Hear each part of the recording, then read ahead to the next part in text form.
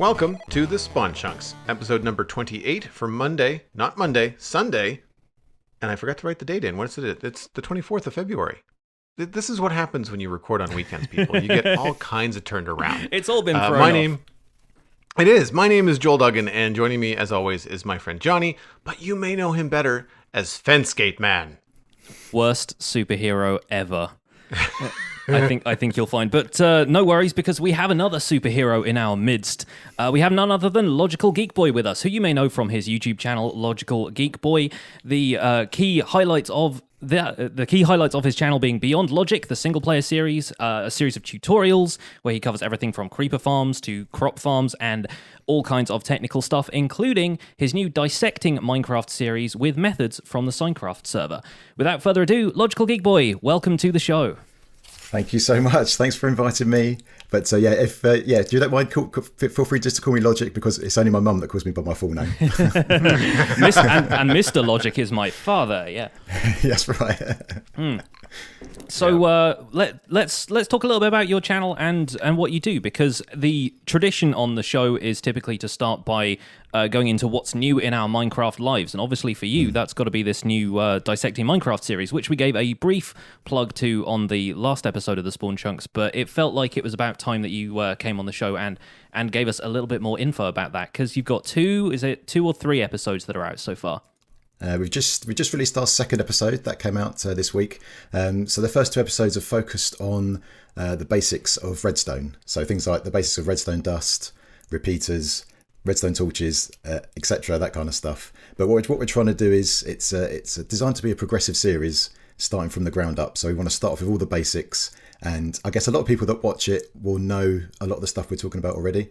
But unless we cover that groundwork, once we get to the more advanced stuff, people can get easily lost. So we're trying to make a good effort to cover as much as we can of the foundational things before we move on to more complicated things, like we're going to cover how spawning algorithms work, all of those kind of things, how iron farms work. And what we want to do as well is we want to start taking sort of well-known contraptions or other contraptions from the technical side of the game and sort of break them down, dissect them, and explain exactly how they work. And the kind of premise for that is, a lot of the time you see these tutorials where here's a tutorial that does this particular thing, and the video just shows you how to build it. You go and build it, and that's that. But you don't really understand how it works, and so it's very difficult then to adapt it for what you need. Yeah, so precisely. That's the hole we're trying to fill, I guess. It's something I've been struggling with the Minecraft survival guide as well, because a lot of people ask me, why don't you build this tutorial or that tutorial? And I kind of go, well, without sort of muddling through it and understanding the mechanics of it myself, I'm just following it block for block. I'm not really learning anything, and I can't explain it to you that way. So it is good to actually get a deep dive on those mechanics and kind of find out what makes the game tick. Speaking of which, actually, there is a fantastic explanation of exactly what goes into a game tick in episode 2, which I wasn't expecting at all, because I watched episode 2 and it was just more redstone components. So I thought you're kind of dealing with redstone timings and where you can kind of create delays and stuff like that. But then Methods does this fantastic explanation that you're kind of like walking the player through of like what constitutes a game tick and how the game processes everything in these kind of, millisecond increments. And if anybody hasn't seen that, you kind of owe it to yourself in a way to understand, it's like holding an apple in your hand and then a scientist is telling you how all the atoms of the apple are put together. That's what I kind of equate that to, because it's a really fascinating look at the mechanics behind Minecraft, and that is going on basically every second you play the game. It's really cool stuff. Yeah, and I think that's the kind of things we want to kind of tap into and sort of go that one level deeper to kind of give everyone a bit of knowledge. I think there's if people watch the episodes, there'll be people that are quite, maybe you're a beginner at redstone, you'll pick up some stuff definitely, but even people that are more advanced that have been doing redstone for quite some time, hopefully there's going to be some nuggets of information in there that even like seasoned redstoners can pick up.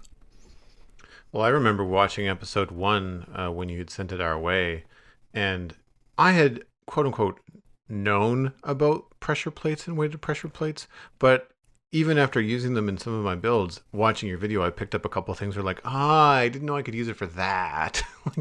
And I find that there's a lot of solutions that are either simpler or more compact that you don't realize because there's more than one way to execute a certain thing in Redstone, or technically, not just Redstone, but in the technical side of Minecraft, there's usually more than one way to execute something.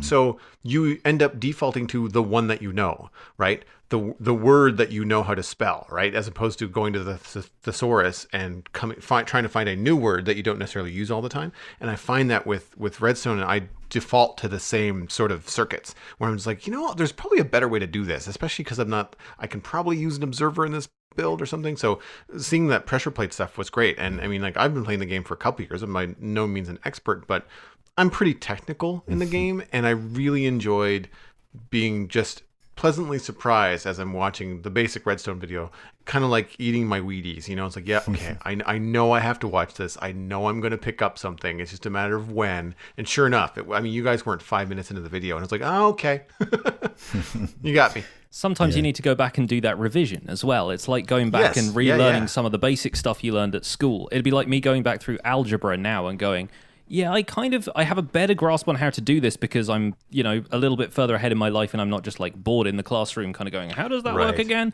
But suddenly it all just kind of snaps into place when you're told it by somebody who's, just taking you through everything simply. And for people who are visual learners through video as opposed to just reading information on the wiki, demonstrations and actual like live footage of somebody working on something in Redstone can be so much more so much more involving and so much easier to learn from than just reading text on a page about how XOR gates work or something like that. And I think just before we move on, I'd like to give take this opportunity to give a shout out to my partner in crime, Methods. He's an amazing guy and the brains behind the whole thing. So Methods, if you're listening, well done, buddy. Yeah, he's definitely worth checking out. We will link his channel in the show notes as well, if we can grab a link to that after the show. Yeah, for sure. So, Jonny, what have you been up to? I've been doing an ink farm. Speaking of technical stuff, oh gosh, I worked on an ink farm for the last couple of episodes of the Minecraft Survival Guide last week, and oh boy, that was a project. It was one of those things like the Guardian farm where I didn't quite realize quite how much time I was putting into it, and by the time I decided to split the episode in two, I was halfway done with it and thought, oh gosh, I've got to make a collection mechanism for this, and I've got to find the right AFK spot for it, and everything kind of it all just kind of spiraled a little bit. But that was a great project. I finally got enough ink for for the foreseeable future. I managed to get a shulker box loader set up, so I have 4 shulker boxes just full of ink sacks. And considering that previously I was just killing squid in the river outside my farmhouse with a sword, it feels so good to have enough ink that I can just dye everything black if I want to, which it was what I wanted to do when I was 12, but my parents said no.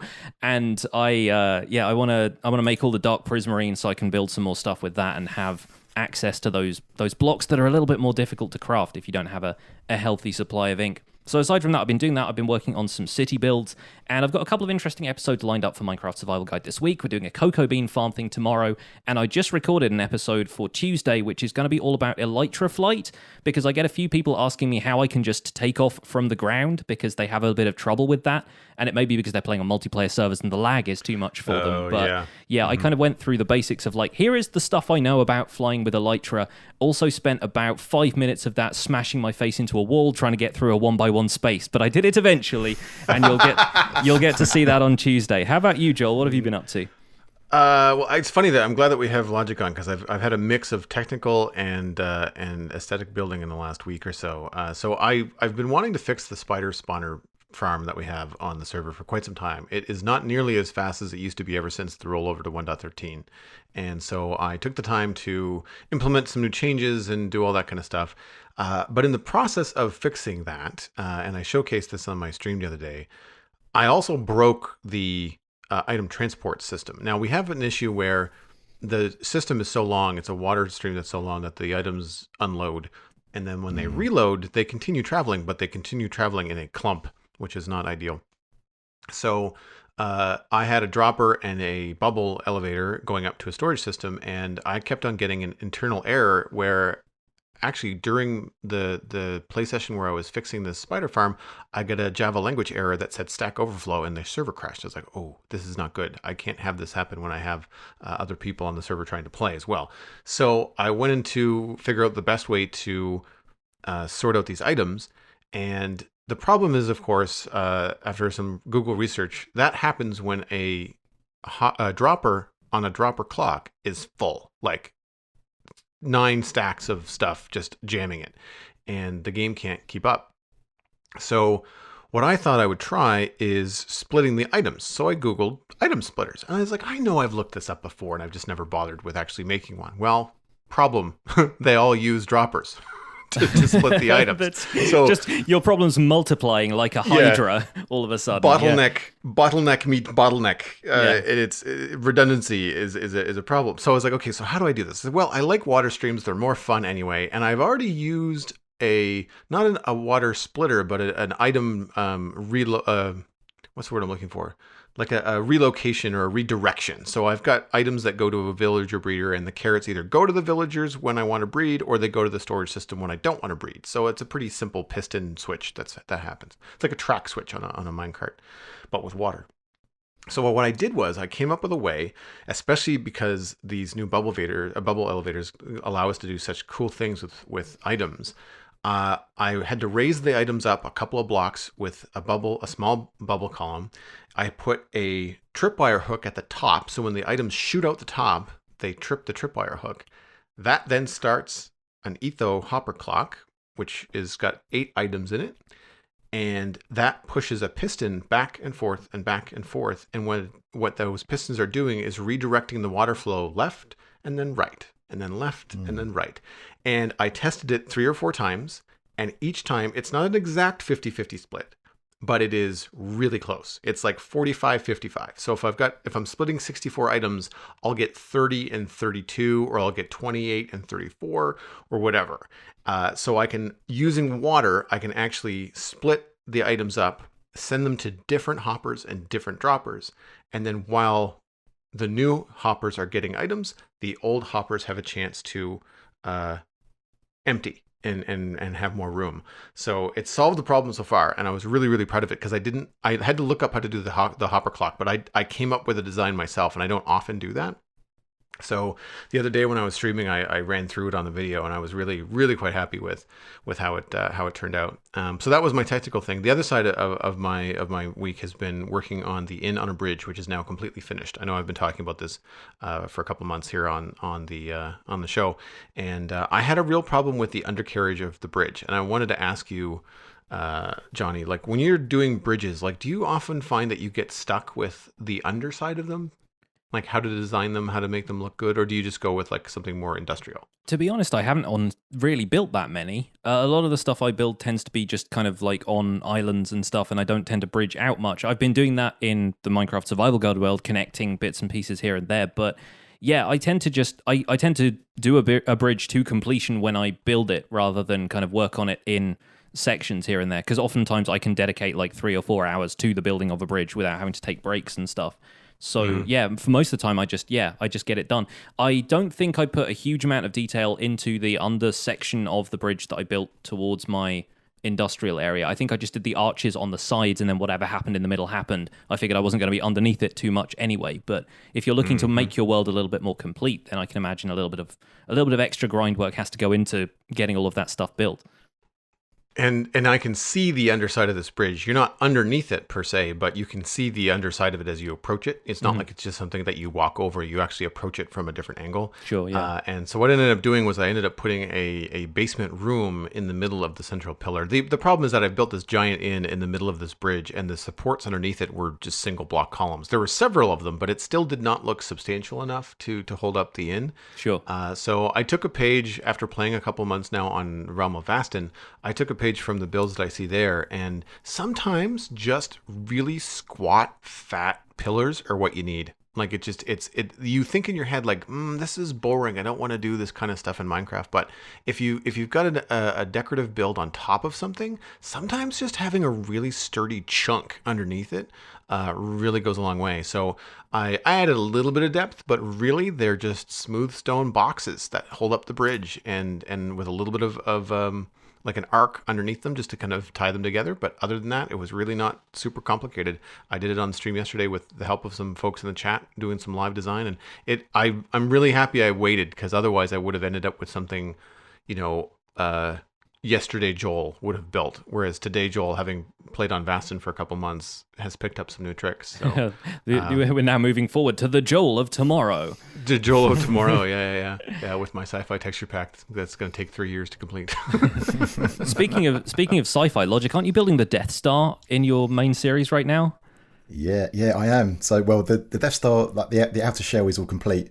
I think it took something like 82,000 blocks to do, and this is all in the end in survival. Yeah, like the amount of stuff you build in the end is like commendable, because goodness me, I can't stand to spend too long there without like just getting that awe of the void takes over, and I'm like, I can't work with it. It's just nothingness below me. It's so strange. Yeah, I mean, one of the things in this series I try and do is just try and do things differently. Yeah. I've watched enough Minecraft to have seen the same thing many times, so I want to just try and do some different things. So my main base is in the end, inside a huge Death Star, and it's surrounded by some other ships. Like I've got a big Enterprise, and nice. I've got X-Wings and TIE Fighters. He's mixing universes. Yeah. The nerds won't like that. Oh, yeah. Yeah. But yeah, it's really good stuff.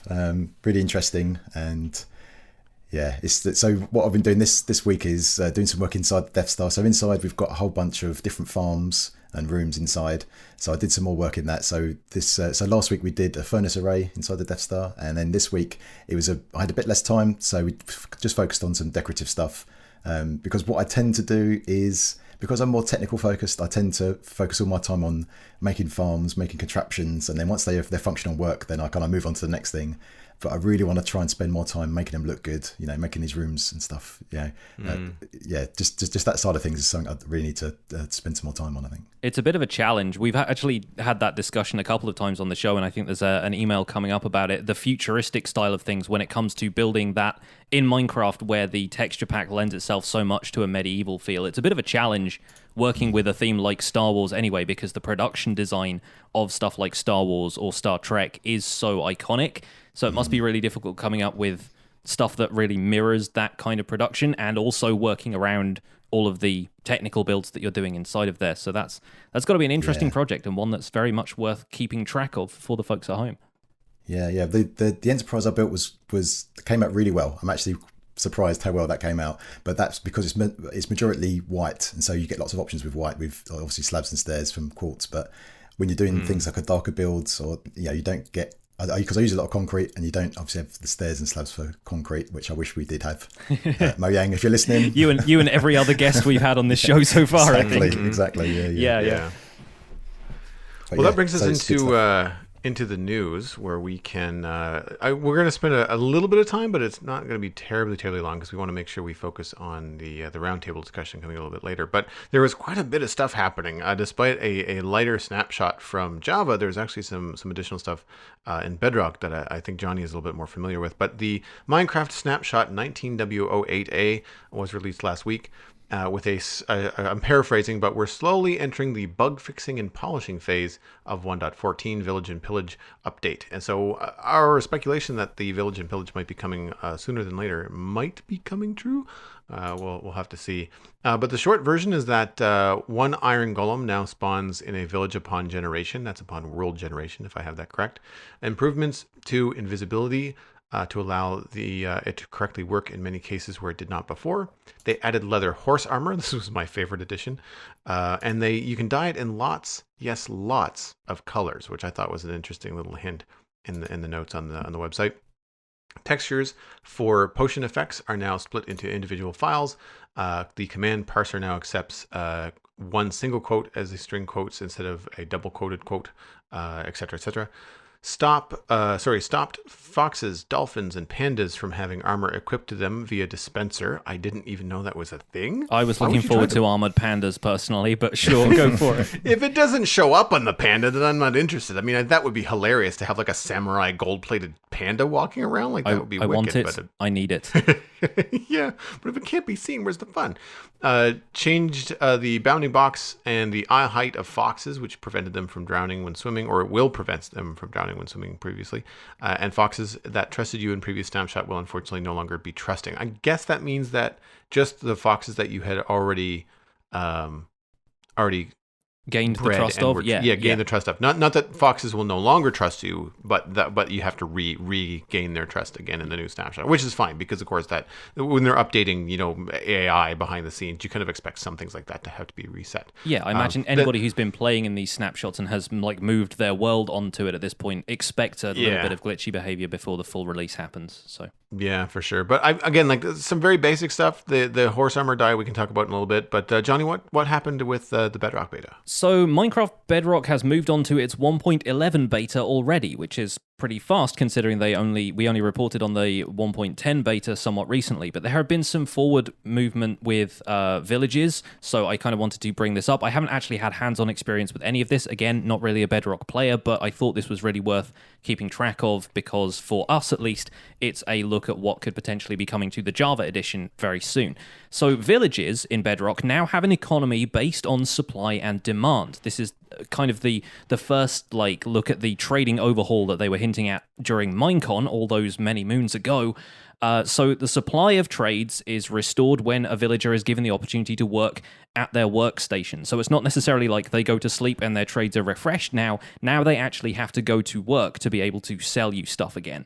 When the villagers' trades are restored to full, it takes whatever supply was used up, the number of trades, and converts that into a price increase called demand. The demand goes up by the number of supply used and goes down by the number of the supply not used. So if you leave stuff untraded, then the villager counts that negatively towards the demand for that item and reduces the price. When villagers make trades, they gain experience, and when they gain enough experience, they level up. And then leveling up is what unlocks new trades now. So as well as you gain experience from trades, they gain experience from trades. And it's not just like you trade an item once, that unlocks the next kind of tier of trades. They actually have to gain experiences themselves, which is kind of interesting and maybe kind of lends a little bit more credence to the fact that they've now got these jewels on them that kind of indicate what level trades they have available. Those are locked until the villager is at the appropriate level. So, to get the name tag trade that you would get from a librarian right now, you might have to do more than just 3 or 4 trades to unlock the entire thing. You have to level them up through trading with them a whole bunch, which is going to encourage people to trade a lot more, although it might be frustrating for people who want to get to the good trades quickly. Aside from that, we have a little bit of changes to Ravagers, which you'll remember is the new name for the pillager beasts that appear during raids and, in packs with pillagers. They now destroy crops and leaves when they charge, in much the same way that the Wither is capable of destroying blocks. The Ravagers now do the same. It's only for, basic village kind of crops and things like that, rather than it being actual building blocks, so you don't have to worry about one of these things rampaging through your base and leaving destruction in its wake. It's not going to be like a creeper has just suddenly exploded all the way through your base, but you might have it trampling stuff around your wheat field occasionally. And one small thing, farmers now choose their profession based on composter blocks rather than farmland. We reported previously that farmers were specifically attracted to farmland. Now the composter has taken that place in much the same way that librarians are attracted to lecterns, priests are attracted to brewing stands, that kind of thing.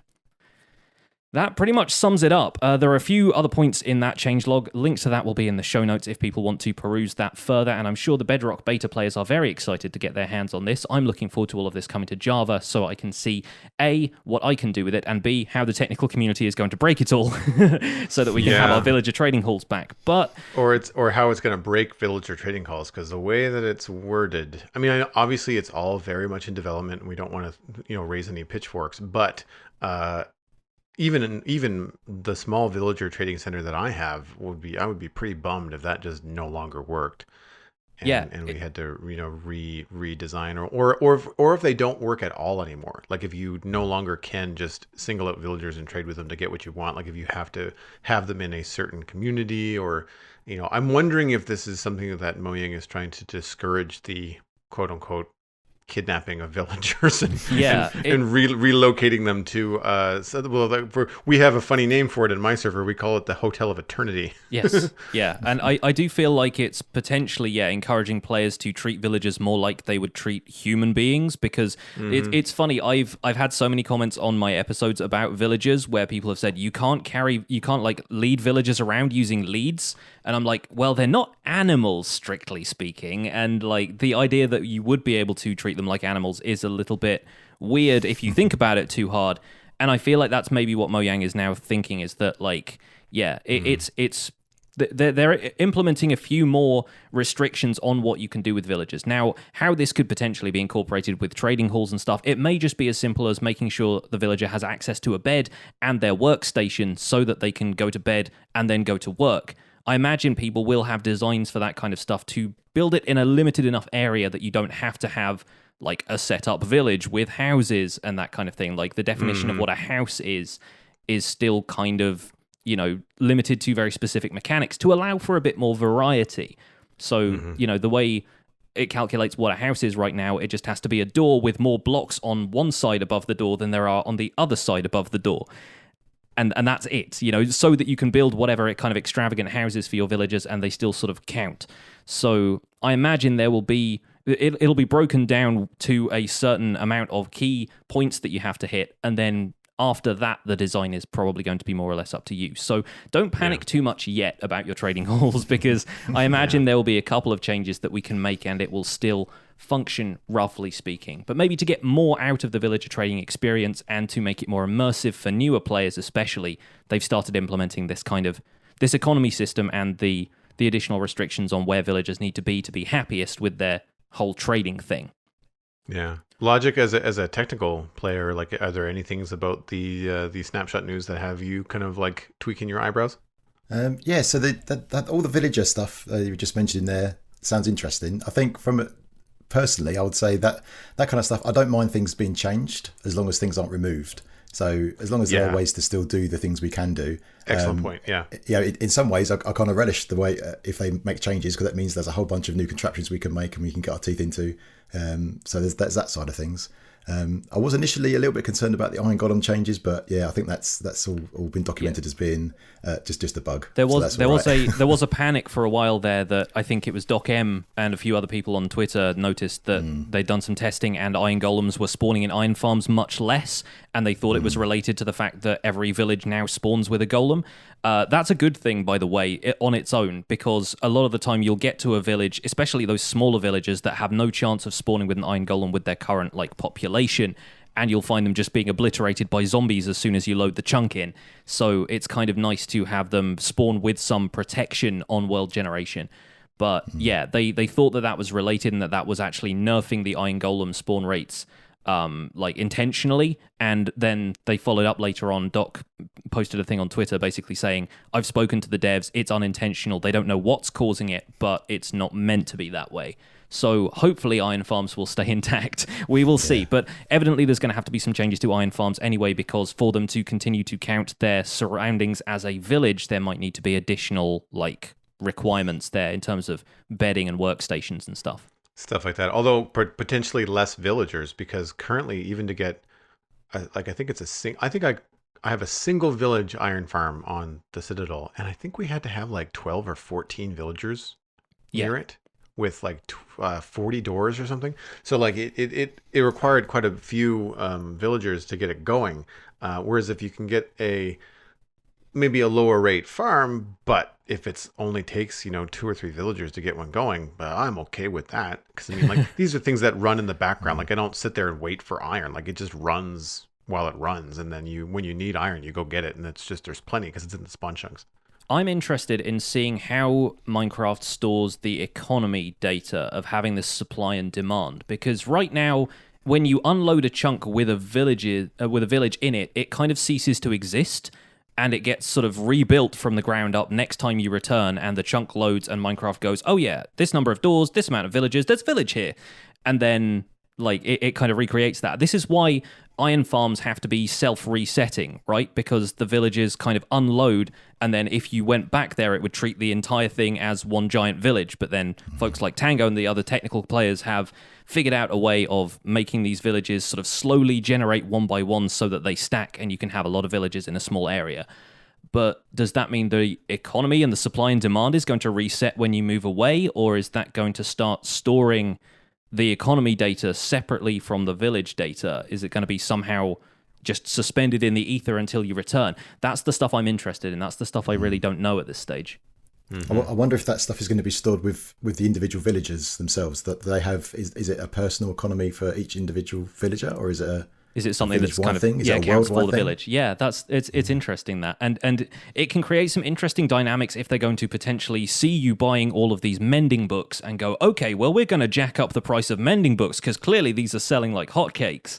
So it's gonna be a fun competition to see who on the village on a server can A, get a really cheap mending villager, and B, make sure their mending villager keeps the price down somehow. Like being able to manipulate the supply and demand mechanics is another kind of a bit of a minefield when it comes to this stuff. I'm looking forward to it. It's going to be interesting. Yeah, we've mentioned this a couple times on the show, just like my previous gaming experience with World of Warcraft. But one of the cool things I remember about the game was the in-game economy and the auction house, and like you could grind and try to find that really cool weapon. But if you had enough cash, you could just go buy one, which was fine. You wouldn't. Some things people wouldn't want to part with, and some things were soulbound, and you couldn't get the really cool stuff. But if you just wanted a cooler looking sword than the one that you had in your hand, and you couldn't find one in the world, you could just go pick one up so that you could really RP and complete your character's aesthetic.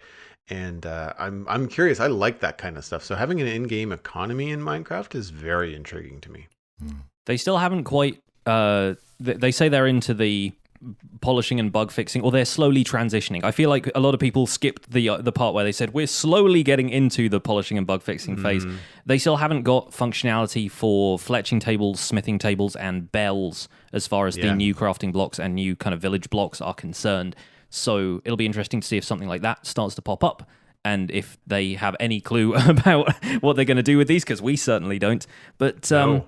yeah, I think that's probably our cue to move on, because we need to get to chunk mail and then our roundtable discussion topics for this week. So I would like to read an email we've got here from Pixel Brew, who Joel knows from the Vaston server and folks at home might be familiar with, who says, "Hey Joel and fellow Pix. The topic of futuristic blocks and items being brought into Minecraft was brought up in your discussion last week, and I thought I'd weigh in on it. While I'm not at all a modern or sci-fi builder to begin with, I do think that there are some interesting ways Mojang could bring these types of blocks to the game. One of which would be to simply add an additional dimension to the game, like the End or the Nether, that takes a player to the Minecraft of the future. The exact same seed as the original world, but altered to be a bit more futuristic. New structures could appear in this futuristic dimension that replace the originals, larger and modernized villages with materials like metal and concrete and brick to replace the original medieval ones. They could also maybe have factory buildings that produce the various niche items like glass bottles, item frames, flower pots, anything mass-produced like that. Also, what if there were discoverable enchantments that could be learned to enhance what you have, like a bow enchant that makes it draw slightly faster but for slightly less damage, or a sword enchantment that cripples foes at the cost of a slower cooldown, or maybe a pickaxe enchant that smelts ores automatically but is incompatible with the existing Fortune and Silk Touch. Small enhancements to your current tools could give them kind of futuristic OP qualities. These could even be considered runes that cost a significant amount of XP to acquire and cannot be removed in the grindstone, maybe keeping it with the fantasy theme." And there was a little bit of extra stuff in the email, but we cut that for time. Thank you so much, Pixel Brew, for your email. I want to preface this by saying one does not simply add a new dimension to the game. Insert Boromir meme here.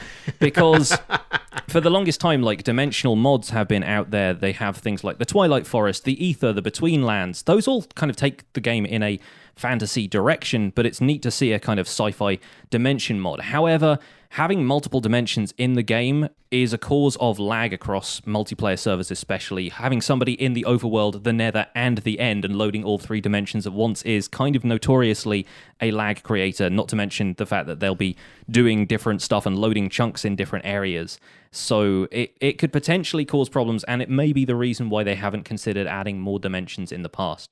The kind of overworld, hell, and End kind of setup seems to be working for them so far, these core three dimensions. And I don't know. I imagine that the idea of a new dimension is one of those things that comes up occasionally at Mojang, and then they throw it out because it just seems like almost like an easy way of doing things. But I like the idea of there being a futuristic dimension, because like I said, Twilight Forest, the Ether, the Betweenlands, they've all been fantasy-style things. There aren't really any sci-fi dimension mods out there. So challenge to you mod makers, get one of those ready now that Forge is coming out for 1.13. Logic, what do you think about a new dimension in the game? I thought it was quite interesting, actually.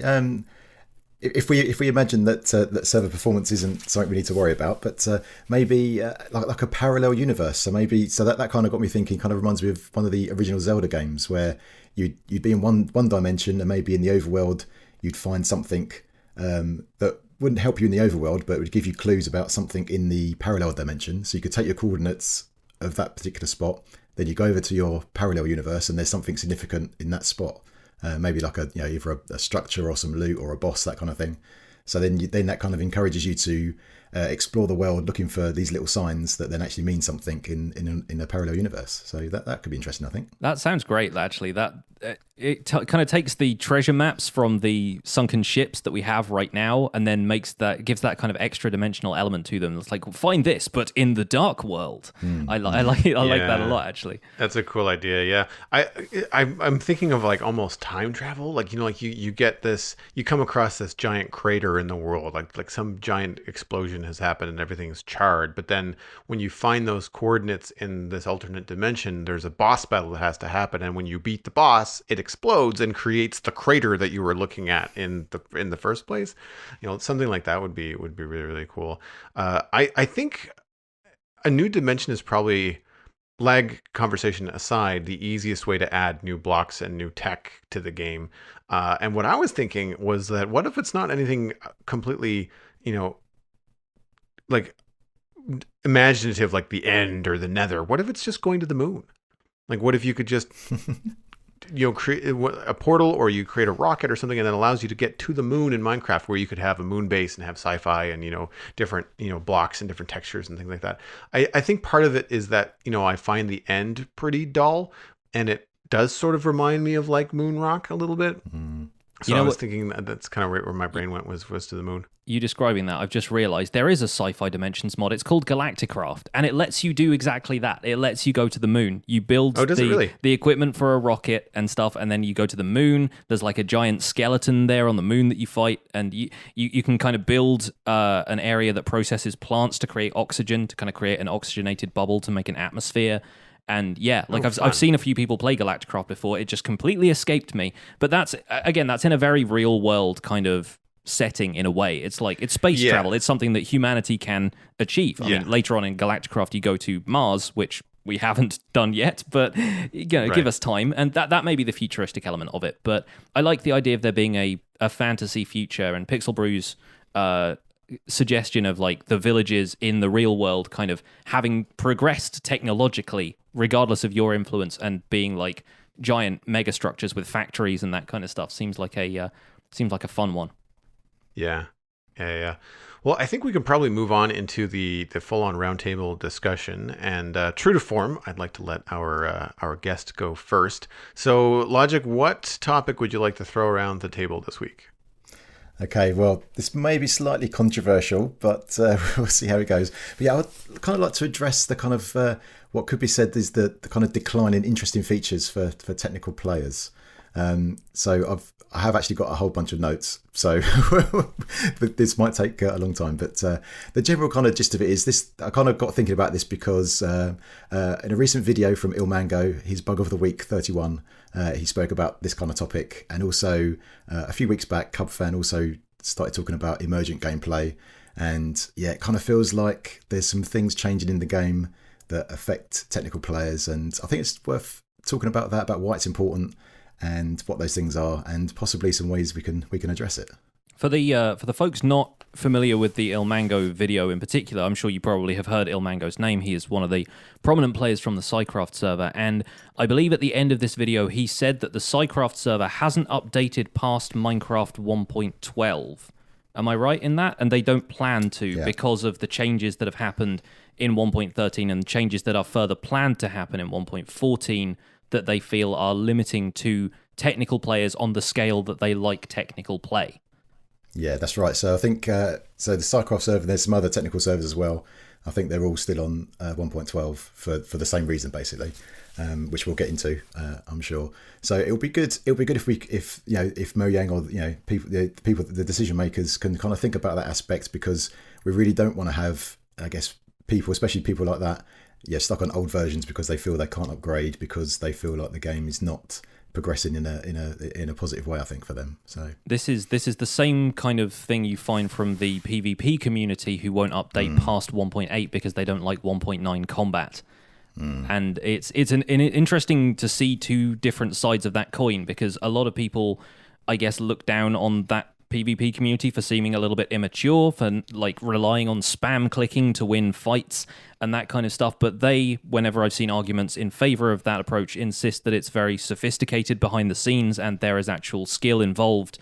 And it's kind of the same thing with the technical players, in a sense. Nobody's necessarily looking down on the technical community per se, but it's interesting to see them sticking to their guns on this one in much the same way that the combat players did with 1.8.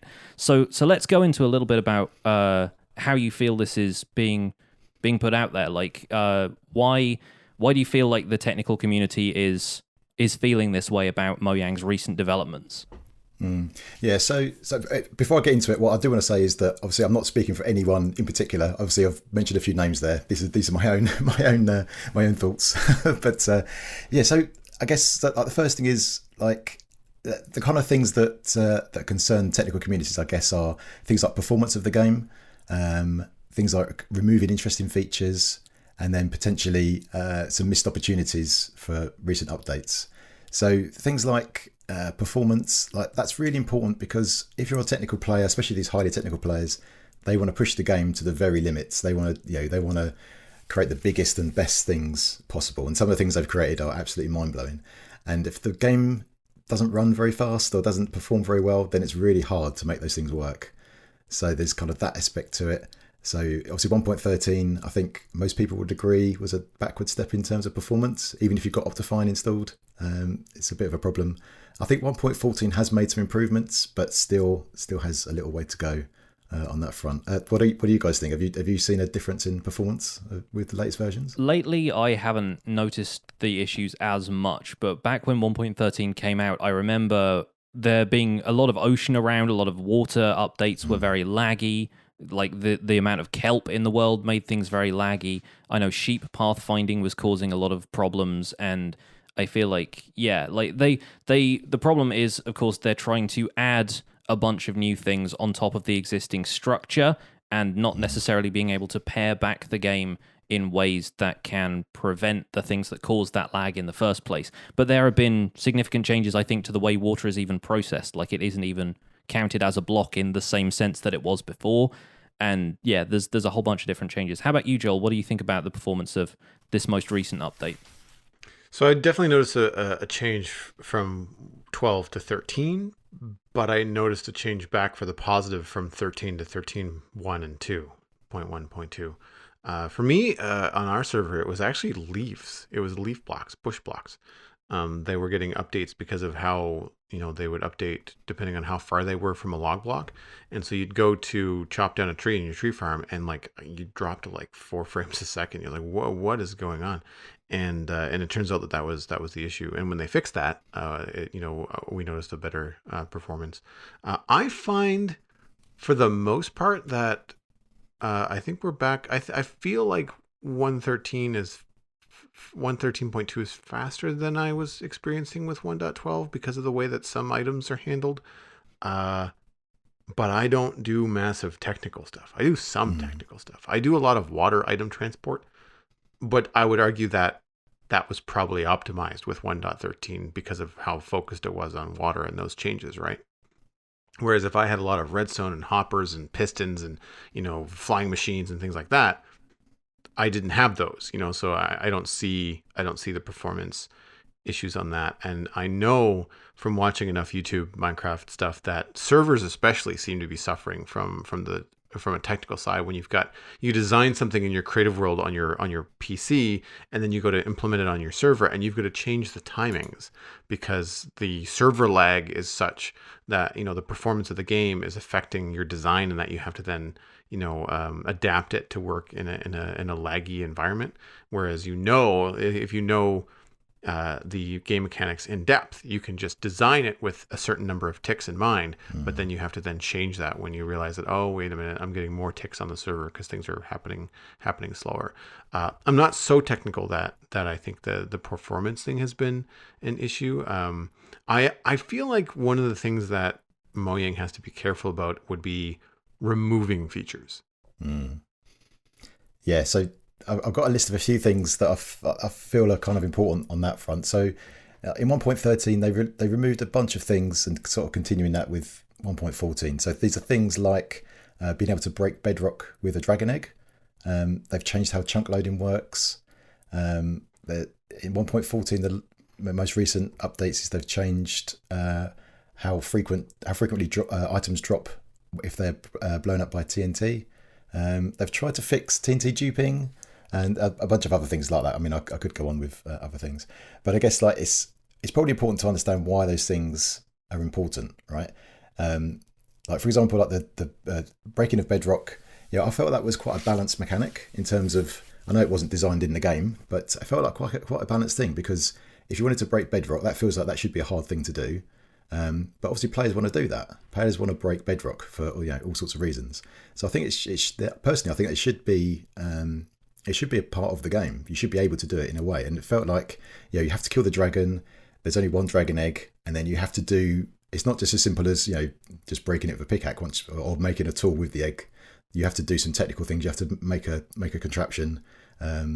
And do some other bits and pieces. I won't go into the detail of it now, but it felt balanced like that. And now, of course, removing that now makes that a bit harder. You can still do some things in 1.13, but it's certainly a lot harder to do that.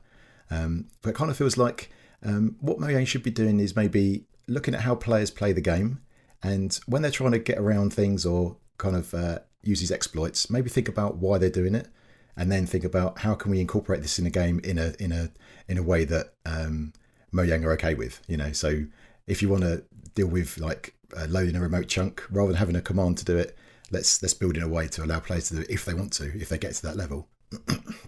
So it's interesting that you bring up the dragon egg bedrock breaking thing, because it's, as you said, it's not an intended mechanic, and in a way that is the kind of thing that you might consider emergent gameplay, what you were talking about before.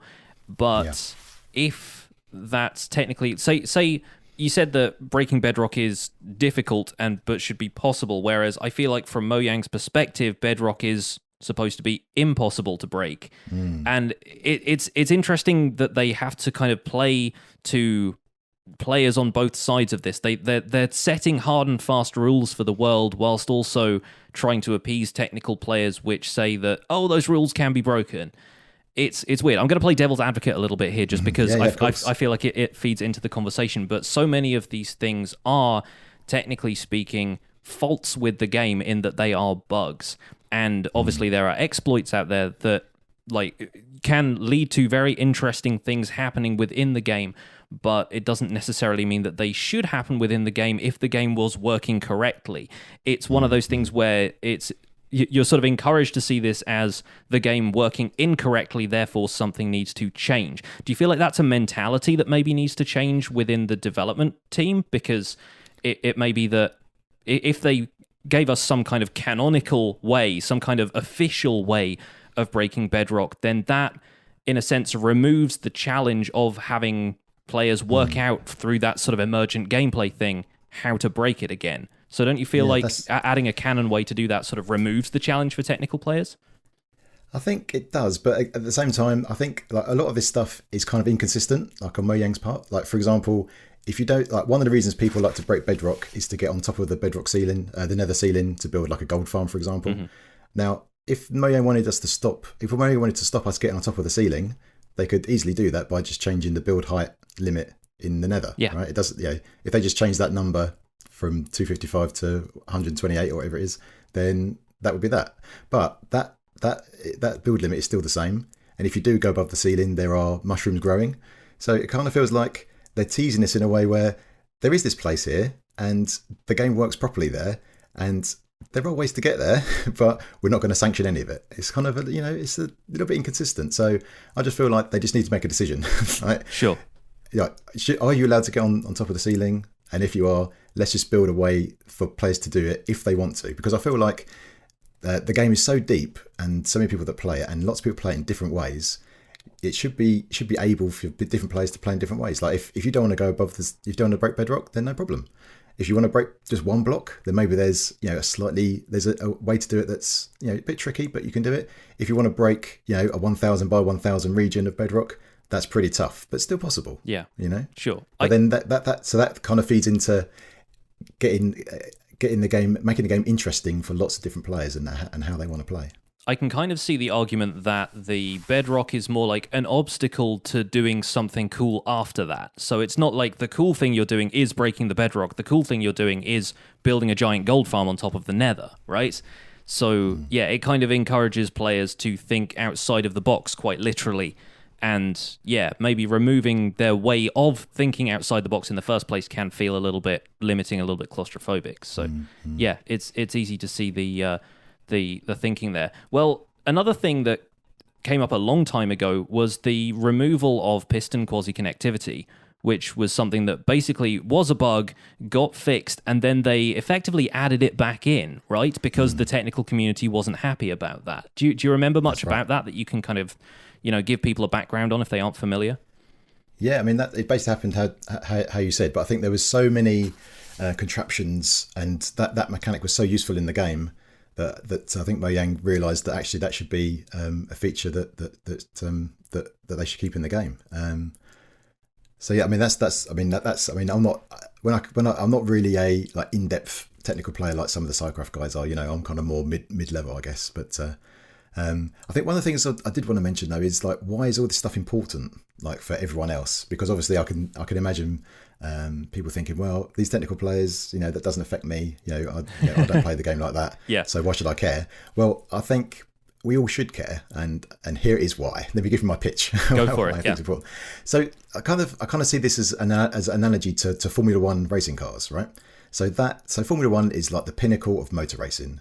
They are the fastest cars, the best cars, the best technology, right? Now, not everyone, Joe Public out on the street, you don't drive around in a Formula One car, right? But there is this thing called the trickle-down effect, and that is where technologies are developed as part of Formula One to make those cars as best as they can be. And then what happens is over time, those things trickle down into everyday cars.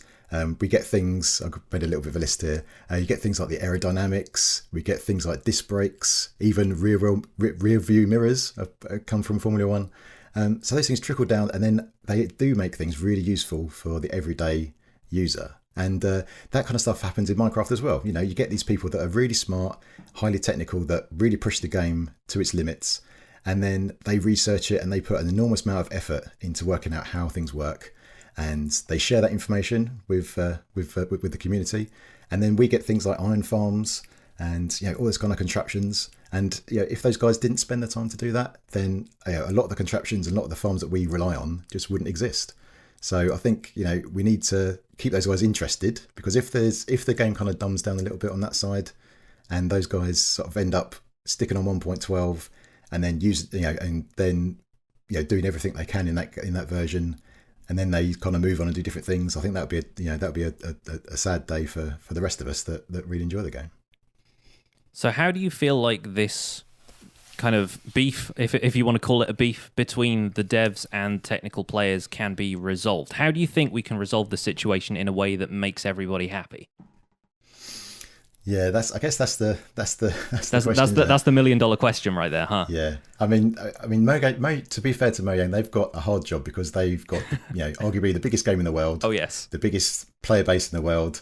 They've got to try and develop this game and keep everyone happy, which is very difficult. Mm-hmm. But I would just say, don't ignore the technical players. I think I think they are people there that are vocal enough. I think Mojang hear what they are saying. So I'd say just don't ignore what they're saying. Think about what they're trying to do, and then just try. Let's not have these kind of missed opportunities where we can bring this game forward, and just take note of what the technical community is saying, because I would say personally, you'll end up with a better game at the end. At the moment we're getting things like foxes and pandas. They're cute and stuff. I don't mind those being added into the game. But once you've found them and you've looked at them for a bit, there's not much gameplay after that. But if you can add some some features that are maybe not necessarily technical, but things that have got more gameplay in them. Like recently we've had some good things like, like one example might be the observer block, for example. That's one block, but that has revolutionized, a whole bunch of things that happen in the game. I personally, I credit observers with making me able to understand redstone, because once that mechanic was added in, I was able to do a lot of stuff that, just because it made logical sense to me, I feel like I really didn't touch redstone a great deal before the observer, and then since that, and it's kind of, turned a single block into like a one-tick pulse generator, basically. I was able to do so much more stuff with that than I was able to do before, just because I didn't know how to do that otherwise. So yeah, I absolutely agree. Observers are a really great recent addition. I think that adding something into the redstone or technical community would go a long way. I know I've heard it before online about something like slime block half slabs, being able to stick to one thing but not the other side of the block. Being able to, really change the way that certain contraptions are made. And I think that, like you said, they're focusing on things like pandas and foxes and bamboo. But I think the problem, and I don't know this, this statistic, but I would imagine that the general population that plays Minecraft is not the technical, right? I think that they're a vocal minority, and I love them. I'm not saying that's necessarily good or bad. I'm just saying that in terms of Mojang's business of developing the game, the players that they're trying to please, for the most part, are very loudly asking for pandas and foxes, in terms of just the number of voices. But I think there was a little bit of a technical thing with the fox last week, didn't it? It's able to harvest berries, which I think is a step in the right direction. I'm not saying that's amazing, but I'm saying compared to the panda that sits there and sneezes and has little green boogers coming out of his nose, I think, while cute, I appreciate the idea of the fox much more, because I think to myself, oh, cool, I could maybe harvest berries with fox power, which would be kind of interesting if I can figure out how to get that to work. It's an interesting cross-section of the community that wants the sneezing pandas, because remember, it's kind of like the bone meal being able to be made from composters. For the peaceful players who don't want to fight mobs, pandas are the only source of slime, really, in a way, because previously you could only get a sticky piston if you went to a jungle temple. There isn't really any other way to get slime. I don't think you can even trade it with villages or anything. So they are trying to put out fires in all of these different player bases here and there, and I can understand why at this point the technical community feels neglected, because they feel like these concessions are being made to other player bases, and they're even looking at changing combat again in future to bring people forward from this kind of stick in the mud 1.8 combat crowd. It's going to be interesting to see if the technical players are considered in future updates when it comes to their sort of manifesto as for the kind of things they would like to see in Minecraft going forward. It's an interesting discussion. So I'll say just the key thing from that, I think, is just kind of going back to the don't remove features that people use. I mean, we've got there was a bunch of features there that that technical players use and that all players can use, and I don't think there was any reason to remove those things. I don't think the community were crying out to say, please stop us being able to break bedrock with dragon eggs. I'm just breaking this bedrock so easily. Why won't you make this harder? Please stop me. So I think there was no reason to remove that. There's no reason to change that. I don't think it was fundamentally broke the game. So it's kind of those kind of things. They're the things that I think are the things Mojang should really think about before they remove things. There should be a good reason to remove them, in my opinion. Yeah, no, I would second that. Jonny, I know that you had something that ties into farming and technical stuff for the roundtable. What do you have this week? My perspective is a little different, and you'll have to stop me if this gets a little bit too old man yells at comments section. But I got beef, fam. I got beef. No, this is absolutely. I love Cow again. farm? Really cool. Yes, I do actually. No, this is absolutely not a shot at the technical community in general.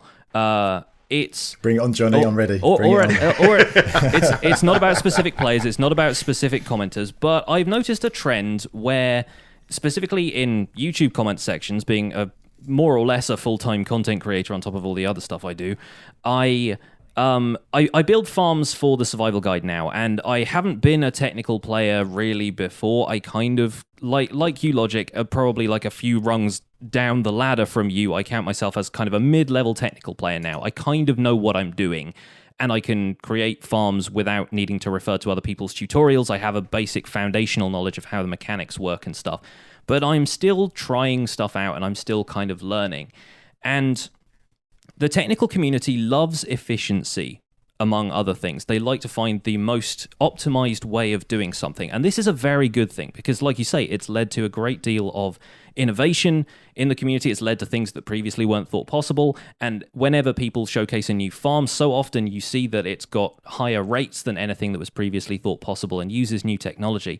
All that stuff is fantastic. But I wonder why particularly people who either watch these technical players or maybe people who count themselves in the technical community but aren't necessarily on the forefront of the innovation, just love the farms and love the efficiency, why they have to be quite so evangelical about efficiency as a concept. Like I was saying, this isn't a pop at the technical creators. It's more the people who say, why didn't you build Ilmango's latest melon farm design, or the people who come into a comment section or a Twitch chat and say, oh, I can do this with less redstone, and oh, you're doing the redstone wrong. I wonder if the insistence that survival farms have to follow this most efficient design is really a healthy and productive atmosphere, especially for budding technical players. It almost kind of puts me off taking on technical projects if I'm just like, I'm yelled at effectively for wanting to make something that isn't the most efficient design possible.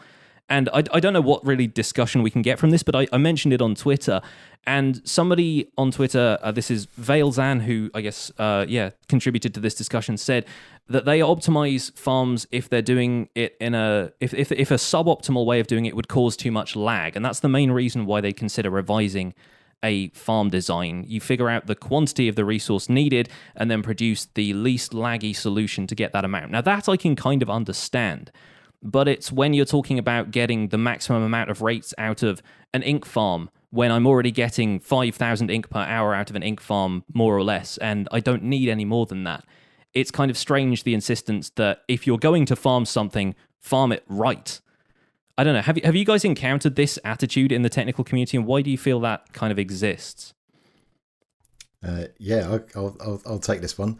So I agree with you. And I think the kind of the high end technical players, they use like the number of drops as a benchmark to kind of push them forward, because that's what they find interesting in the game. They want that's the challenge. It's more like a problem solving puzzle. Yeah, or it's like, right, how can I get the maximum out of this particular setup? I equate them to being like the speedrun gaming community, like finding the fastest time to beating a game. It's like the new world record of this many drops per hour or whatever. Like I can absolutely appreciate that, and seeing those kind of like technical feats is impressive to me, but yeah, it's the insistence that everyone now builds them in their survival world that's a little bit kind of weird to me. Yeah, I mean, for me personally, I go for fun over efficiency. Mm-hmm. I mean, so I was lucky enough to have a tour of the Cycross server, and they showed me one of their latest builds, which was an ice farm, and that thing was absolutely amazing. You know, it's like awe-inspiring to see this huge thing that they spent months designing and building,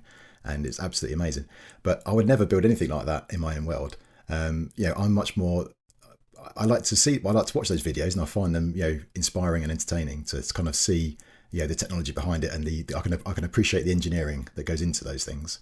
But for me, I'd much rather sort of see those things, get some inspiration, but then do my own thing. Like, for example, I'll give you a silly example. One thing I built in my world a while ago now. As you're speaking about ink farms, I built an ink farm that was wither powered. So I did a whole bunch of research. I spent quite a long time trying to work out how to trap a wither and keep it underwater, and then allow squids to spawn around it, and it would shoot these squids, and I'd get ink. But it was super slow, but so much fun to sort of build and talk about afterwards. So yeah, for me personally, I try not to use other people's designs, but I'd certainly do pay attention to them and look at them to get inspiration, and then see how I can sort of twist that and do something more interesting. See, it's funny because that to me is innovation. Is like, how can I have the Wither farm something silly and trivial for the most, and farm it in a slow way? And it's like you say, it's fun to see technical players pushing the boundaries of what is possible. But for me, that's a different way of pushing the boundaries of what's possible, is doing stuff that's fun. And I wonder, it feels like backseat gaming when it's in the comments section or the Twitch chat for me when it comes to that stuff. How about you, Joel? Have you had that kind of experience? And if you've been streaming on Twitch, have people critiqued your redstone? Not personally. I've seen it in other videos, and I've seen a lot of the people that I see doing YouTube videos kind of preempt it by saying like, yes, okay, before you, I know you're typing right now. Stop, listen to me now. Yes, I'm basing this off, Ilmango or Nembomb or, somebody, Tango, anybody. But they made this giant, 90,000 drop per hour farm. The problem that you have is that your scientists were so preoccupied with whether they could, they didn't stop to think whether they should.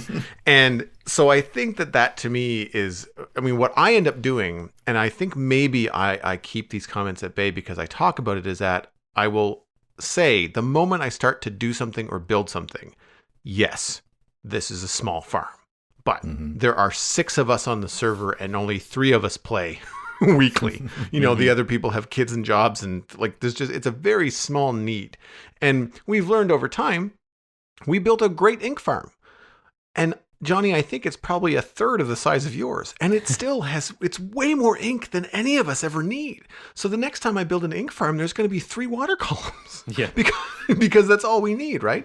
If it's somewhere where it's loaded all the time and it's just constantly kind of dropping ink, it's like, sweet, I don't need more than a double chest of ink. I don't think the 3 of us need more than a double chest of ink. So I think the problem is that the context is missing, right? The idea of like, are you building the farm? What is the person building the farm considering? Are they going for max drops? Yes or no? Are they going for aesthetics? Yes or no? Are they going for fun? Yes or no? Or a combination of the above. And that to me, when I'm building a farm, it's usually like, yes, I could do this redstone a certain way, but then I'd see the redstone and maybe I want to hide the redstone. So sure, my, clock is big, or my, I'm using water streams instead of hoppers because I think hoppers are boring and ugly. I get a kick out of watching items fly around in water streams. I don't know why, but I do. I don't know if it's the most efficient way. I don't care. And I think that people that come in with the comments of like, well, you're doing this wrong, or you're this isn't the most efficient that it could be. Well, technically, you're correct. I think that there's a lot of context that has to be considered. And I think a lot of it too is less. I don't want to focus on like the technical community. I want to say a lot of that's just the internet in general. Just the internet being the internet. Yeah. Now, at the same time, when I'm doing art streams, I don't have anybody coming into my art stream and doing any backseat arting. Like they're not doing backseat drawing where they're telling me, oh, you drew their nose too big, or Now, if I ask for feedback from the chat and say like, hey, does this look right or wrong? Then sure. But no one seems to overstep there. Whereas for whatever reason in Minecraft, you're right. I know that with maybe video games in general, there tends to be a lot of the backseat gaming going on. I'm wondering if there's a disconnect because of these massive farms and massive technical achievements that are out there, and something we mentioned on the show 2 weeks ago, and that is the lack of mid-size to small size farms. In terms of like when you Google gold farm, your first 6 hits are 90,000 drops an hour or something crazy, or something, a version thereof.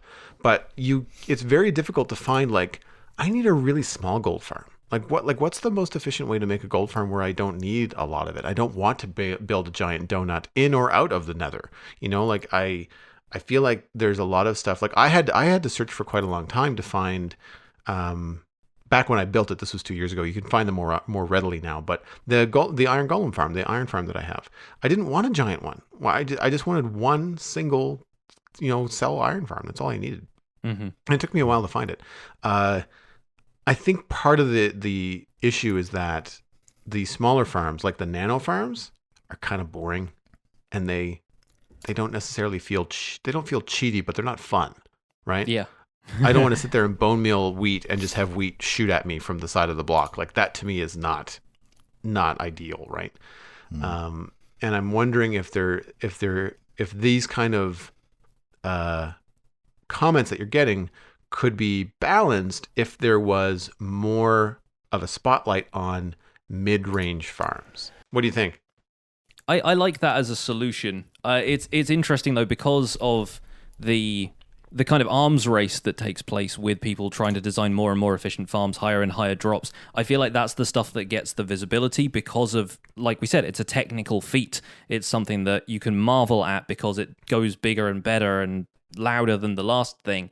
And I feel like it's just a matter of getting hits for the mid-sized farms. I don't know how you advertise yourself as, I am a mid-sized farm, because it doesn't seem like as bombastic. It's not as eye-catching, and that's the stuff that promotes it in the YouTube algorithm. But we're getting a little bit sort of into the YouTube side of things a bit too much here. So well, you could maybe focus on, I mean, less YouTube, but more like just like the appeal to players like us that are not super technical, but maybe understand Redstone to a certain point, saying like easy to build or resource intensive or mid server or a middle sized server or medium sized server, wheat farm or nether wart farm. Like, I mean, one of the things that I find very amusing, like I saw this design, I built this nether wart farm, I've used it twice because it is ginormous and it is a pain in the butt to replant. Whereas the, 4x16 little netherwart manual farm that I built in my workshop in the nether, I used all the time because it's a cinch to use and it gives me all that I need. You just have to remember to go by and do it every so often. So I think a lot of it is just that there isn't enough of a player base that is wanting to do mid-sized stuff at the moment.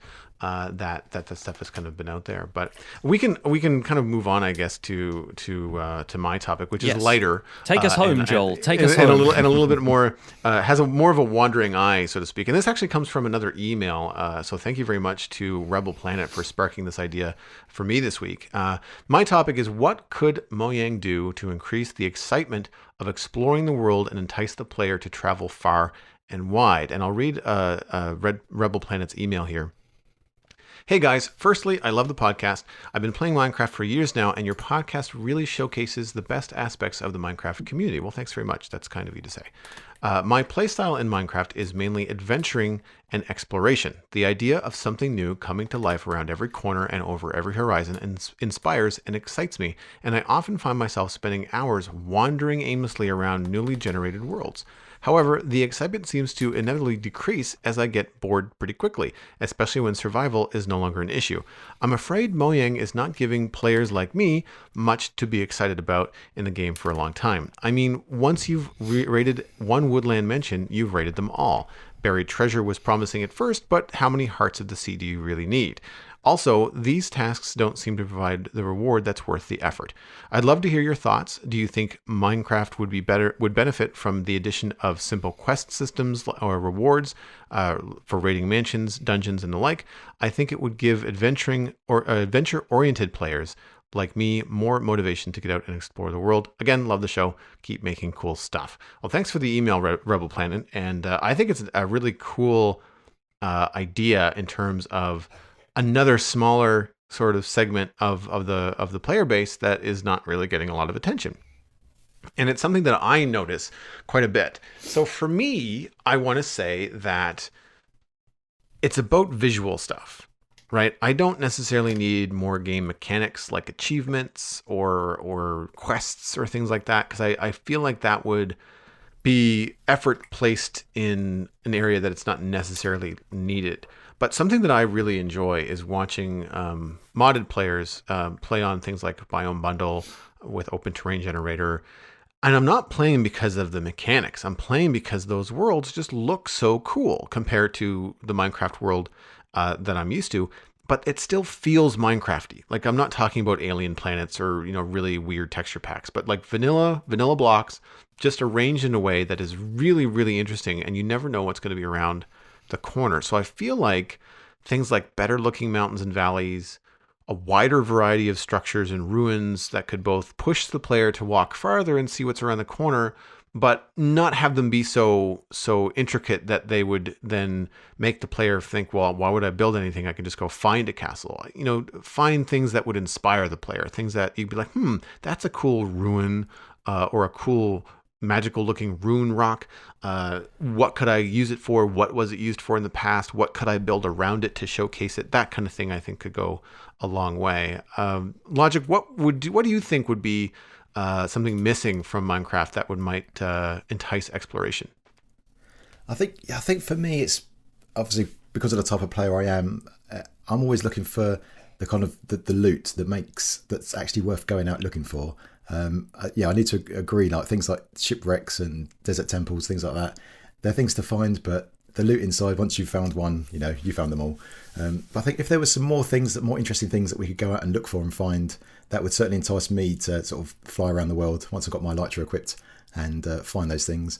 And that's the kind of thing that has pushed me in the past to sort of look around the world. And then you find interesting structures. Sometimes you come across some interesting terrain generation, or a weird cave, that kind of thing, and that kind of spurs you on. But it kind of it starts from that. I want to go out and find this particular mob or this particular loot, I think. Yeah, I think additional mobs would also be a good way to do it. I know that they're talking about revamping biomes and savannas. They might get ostriches and things like that. But mobs would be another thing I think that would push me to go and see if we can't find. I know when 1.13 came out, one of the first things we went looking for was like polar bears and ice spikes. Not ice spikes. Iceberg. What are they called? Frozen oceans. Yeah, frozen oceans. They're really cool looking, and I mean ours is weirdly right next to the jungle, but but having stuff like that really made us want to branch out a lot more. Coral reefs, same idea. It's just very, very pretty, very different, still very Minecrafty, but adds a lot of adventure. You feel much like traveling, and much like when you're in your home country and then you travel abroad and you're on a plane for 13 hours, and when you land, you're in a place that looks and feels very different from home, and it's exciting. And I think, as someone that both likes to travel and likes to hike, I think that adding those kind of natural world exploration things to the game, for me, would take precedent over a questing system. Jonny, where do you land on that kind of stuff? I land on the side of thinking this is all very difficult once people get Elytra, because once you get Elytra, you can just fly to a destination and that's it. And it kind of conflicts with the idea that you have to explore the world when you have players who can just look up where stuff is on a mapping program and then go there. And obviously, lately, mapping programs have had to catch up with the addition of coral reef biomes and stuff like that, which are quite difficult to find without them. So yeah, you get the search, you get the kind of the interest in stuff like that. But Mojang is also trying to avoid feature creep, where everything becomes incredibly bloated because there are so many things out there to find that you don't have a centralized experience anymore. There isn't the simplicity of design that they kind of were known for in the first place. And it gets a little bit difficult when you're trying to add stuff that people have never seen before to keep them interested, but there's only a limit to which you can do that and then still have it not be stuff that you've seen before, because after you've played the game for 6 months, I think you've seen everything that update has to offer, which is why the new updates kind of keep things refreshed. I feel like that's the only long-term solution to this problem, is just to keep updating the game and keep adding stuff like pandas for people to go out and find. And unfortunately for the people who get bored looking around a world after like a couple of months, the updates aren't coming out frequently enough to resolve that problem. But if that means better quality of updates, especially taking into account all of the other communities that we've spoken about in this episode, it seems like slow and steady and considered is ultimately the approach they'll have to go with. So maybe adventuring players, realistically speaking, are probably going to have to wait for the forthcoming updates and then maybe just kind of dip in and out of Minecraft whenever there is something new to explore. But aside from that, you mentioned Biome Bundle and OTG. Go out and try that stuff. Like, find the modded stuff that will spark your interest in that way. Go and look around a Biomes of Plenty world. And even mods like that are not that resource intensive if you don't combine them with all of the rest of the other mods that people put in these mod packs. Just load up a world with Biome Bundle on its own in vanilla and play in that for a while. And it's still Minecraft. It's still got all of the same mechanics and stuff as your average vanilla game does. Just the terrain is tweaked a little bit different. You can even save Biome Bundle worlds and open them in vanilla Minecraft if you want to. There's nothing stopping you from doing that. The biomes might look a little bit weird, but ultimately it can be the same experience if that's what you want, the exploration. Eventually, once you wander, you're going to have seen everything in the world. So I think it's exploring the ways in which the permutations of the game can excite you after that point. It's find Biome Bundle and stuff like that. Or adopt a different play style. Try getting into technical stuff and building and build your own fantastic things for other people to look around. Download some maps. There are a lot of maps out there that are absolutely fantastic just to explore. That's a really good point too, is that rather than generating some random world, download, a really cool map or apply or try to get on a public server, like say Middle Earth, Lord of the Rings. I think it was Minecraft Middle Earth is the name of it? Yeah. Or Westeros Craft if you're into Game of Thrones. There are so many servers like that out there. Oh my gosh, I played for 3 hours walking from Hobbiton to Bree.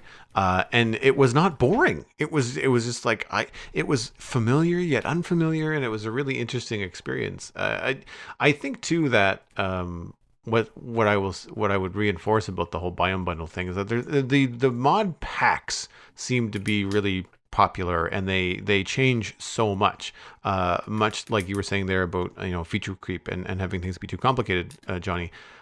I have done that where I've just downloaded Biome Bundle for 1.12. I've done a vanilla world and just taken a walk around. Now that I did lose 90 minutes I didn't have. I was just walking. I wanted to see what was around the next tree. And just because it was so different and interesting. And it wasn't anything crazy. It was just a different arrangement of vanilla blocks. And I think I don't know why I find it such a hard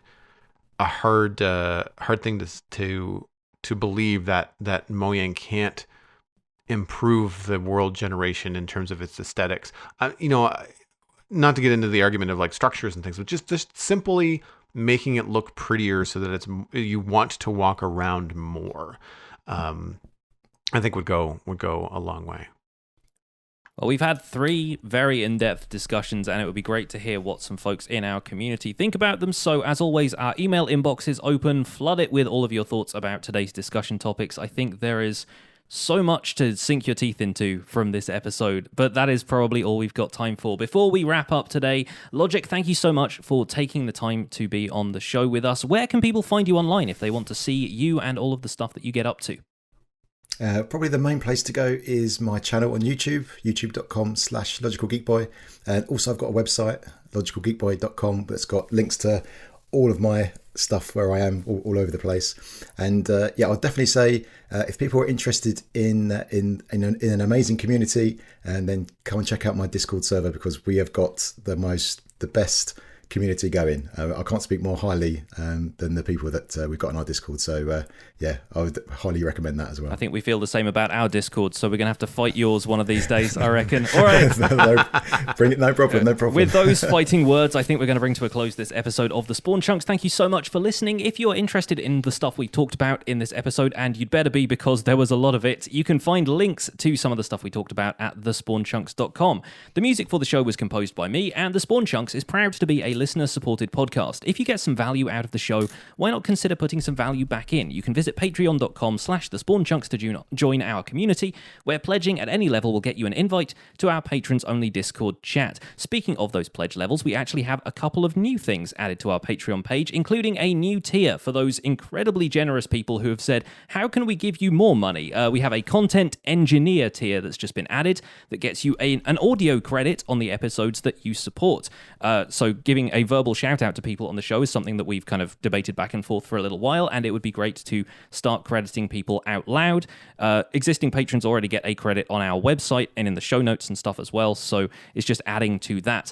Content engineers and all producers are also going to be able to vote on suggested topics for future roundtables, like the ones that we had submitted today. We're actually going to start putting up polls and stuff like that to hear a little bit more feedback from the community about what people would like us to talk about. So that's a kind of exciting change that's coming.